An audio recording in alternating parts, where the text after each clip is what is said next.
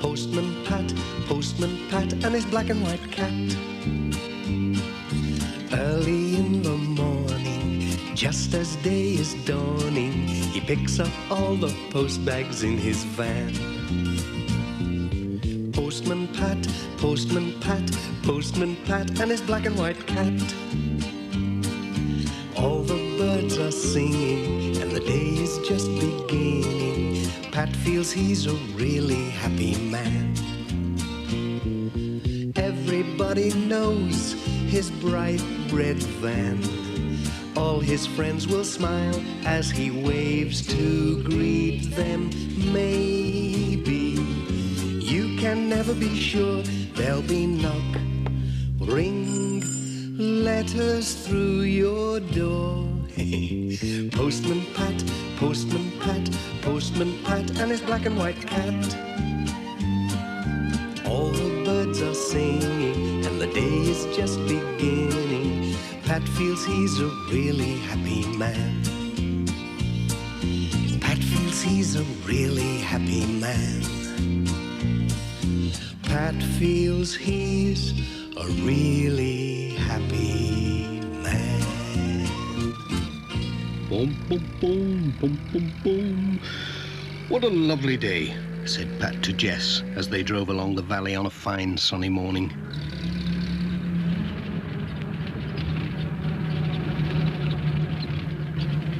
They came into the village and stopped at the post office as they did every day to collect the letters.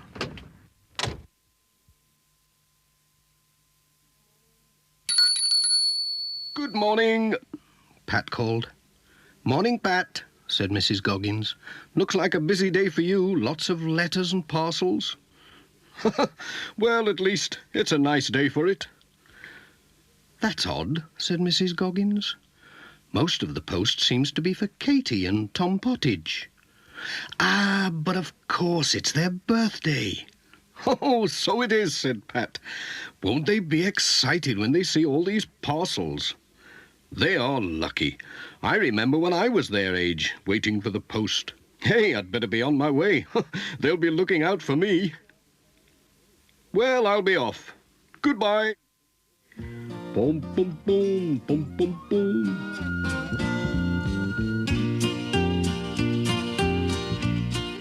Pat was on his way.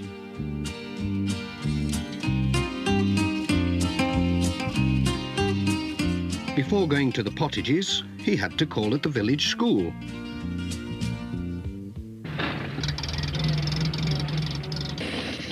Some of the children had arrived early and were playing in the schoolyard. Bill Thompson came running up to take care of the letters till the headmaster came. He always did that because he was the oldest. Oh dear, right in a puddle.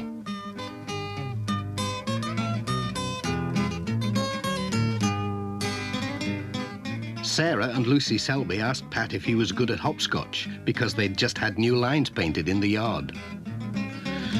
Well, it's a long time since I played, said Pat, but I'll have a go.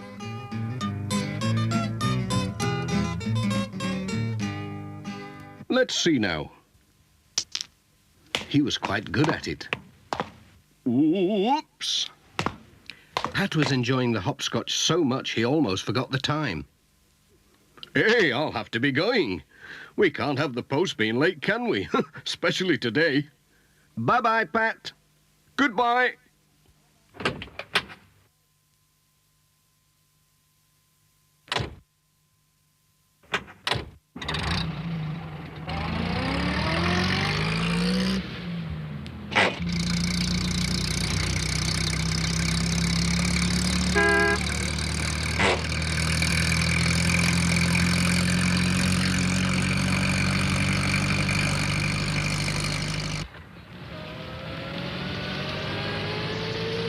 Pat turned in at Greendale Farm.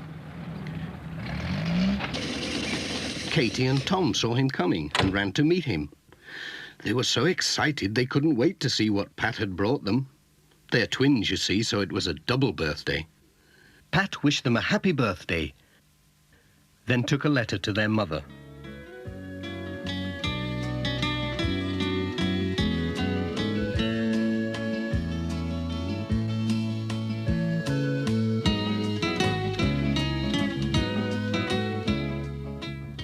Tom's present was just what he wanted.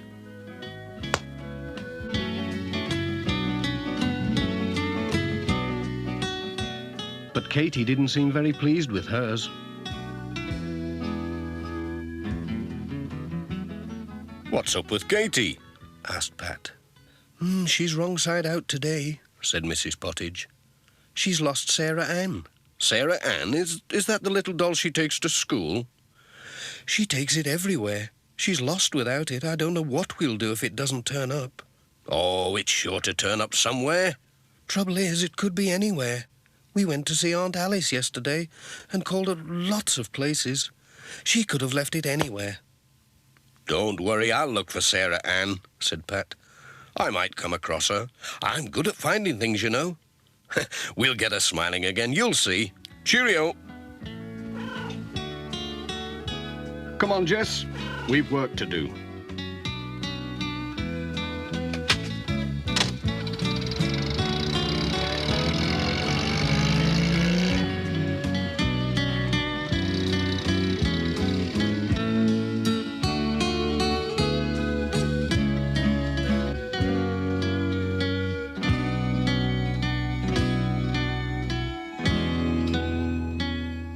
The next stop was the church. The Reverend Timms heard Pat's van coming. There was a card from Cousin Joan on holiday in Mallorca. Pat told him about Katie's lost doll. "Oh, she could have lost it in the church," said Reverend Timms. "She always brings it. Ah, well, seek and thou shalt find. Let's have a look. Mind your head."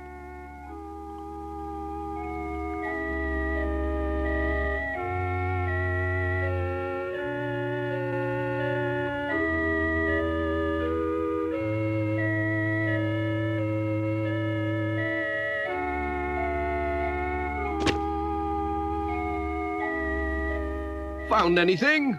called Pat. "Oh, yes, a bump on the head."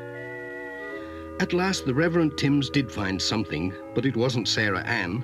It was a lady's glove. It had the letters DT sewn inside. "DT," said Pat. "Dorothy Thompson, that's whose it is, I'm sure. I'll take it along for her. She will be pleased." "Well, I hope Katie's doll turns up somewhere," said the Reverend Timms. "We'll just keep on looking till it does," said Pat. "Thanks for helping. Cheerio."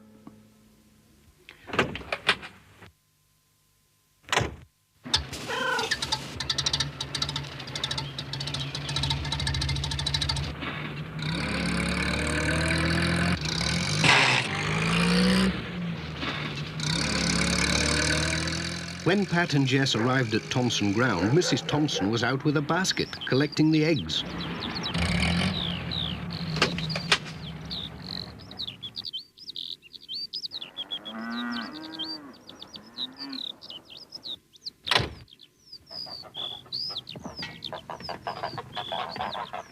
She was surprised when Pat gave her a glove with her letters. "Well, I never," she said. "Where did you find this? I've been looking everywhere for it." Then Pat told her about Katie's doll. "I was looking in the church for it. The Reverend Timms found your glove instead." "Now, let me see. Katie and her mother came to tea yesterday. She could have left her doll under a cushion. We'd better have a look."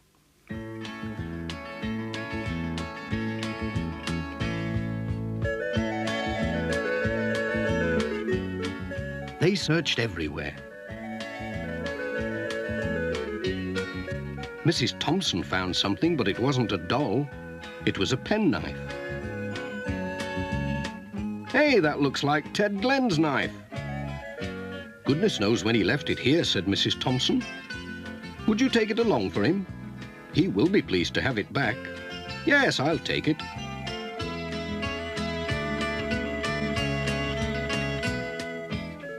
"I do hope you find Katie's doll. We'll keep looking. See you tomorrow. Cheerio." Bye-bye, Pat.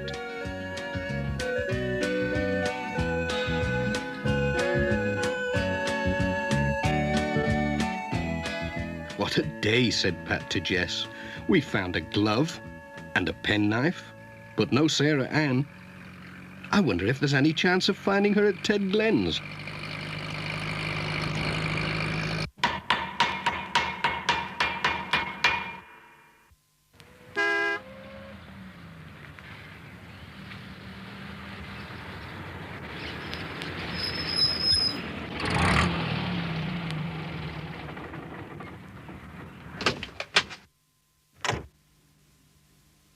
Ted Glen was delighted to see his knife. He couldn't guess where Pat had found it. When Pat told him about Katie's lost doll, Ted said, "Hey, she was here yesterday with her mother. They brought a lamp to repair." So they went to look in Ted's workshop.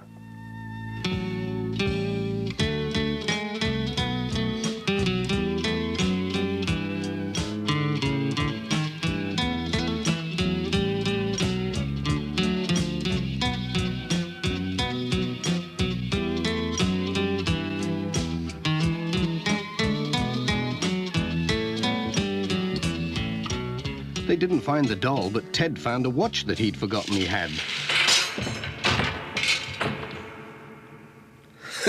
Enjoying yourself, Pat? "That's Miss Hubbard's," he said. "She brought it to be mended ages ago. She must have forgotten all about it. Would you take it for her, Pat?" "Certainly. I'm going that way."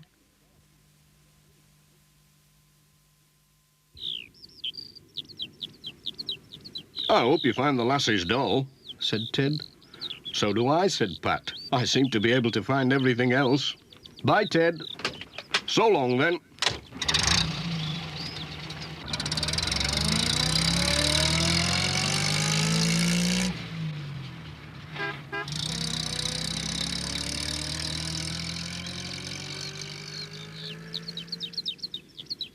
Miss Hubbard was shopping at Sam's mobile shop, whilst Sam was enjoying a cup of tea.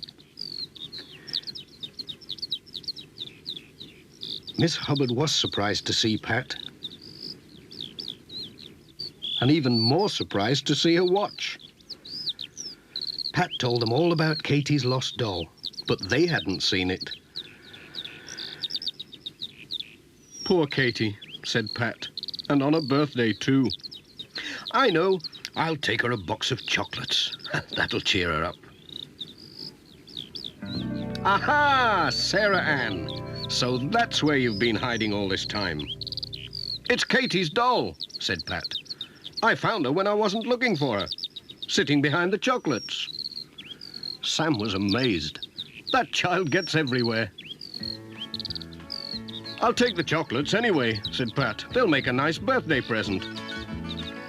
"Cheerio."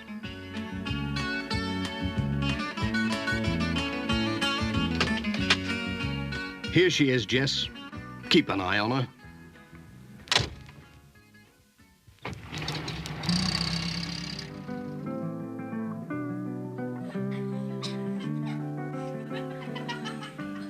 When Pat arrived at the twins' party with Sarah Ann and the chocolates, Katie gave a big smile, the first that day.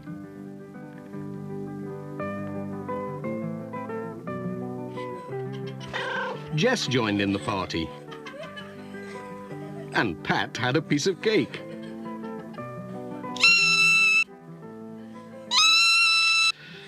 "Delicious," said Pat, "but it's time we were off." "Bye-bye, Pat. Bye." "Goodbye, everyone. Have a good time."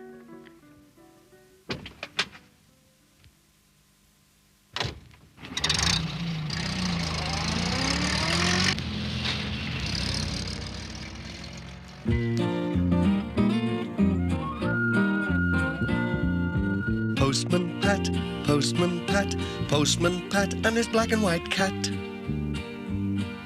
Bum bum bum bum bum bum, bidum dum diddly dum bum bum, brum bum bum, bum bum bum bum bum.